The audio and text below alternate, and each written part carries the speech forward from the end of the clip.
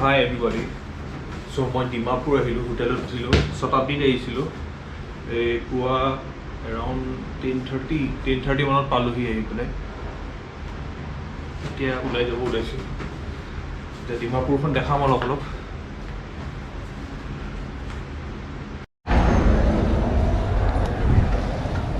চ' মই এতিয়া ডিমাপুৰত ইয়াতে জগদীশ ট্ৰেভেলছ বুলি এটা ছাৰ্ভিচ এটা আছে, তাত আহিছিলোঁ।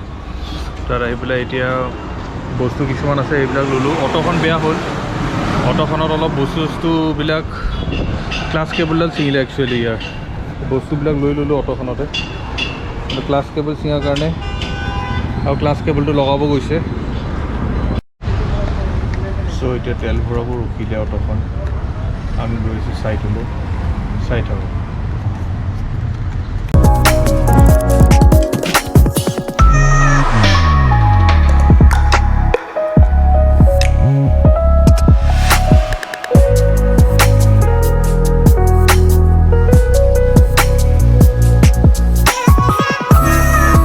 চাইট আহি পালোঁ। এতিয়া ইয়াতে বেয়া ভোক লাগিছে, দুপৰীয়া ৰাতিপুৱাৰ পৰা একো খোৱা নাই তেনেকৈ।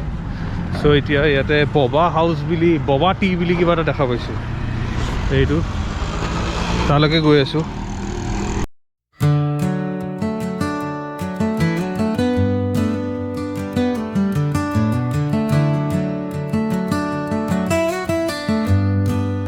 আৰু দুপৰীয়া ভাত খালোঁ ইয়াতে, মা কালী হোটেল বুলি ৰেষ্টুৰেণ্ট এখন আছিলে, তাতে খালোঁ।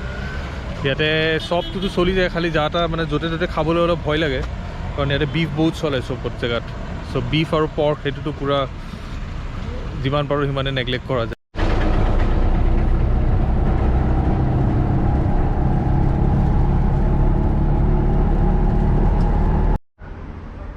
চ' ইয়াৰ ফ্ৰেণ্ডছ, এই জাষ্ট 15 মিনিটছমান হ'ল মই ৰুম আহি পালোঁ।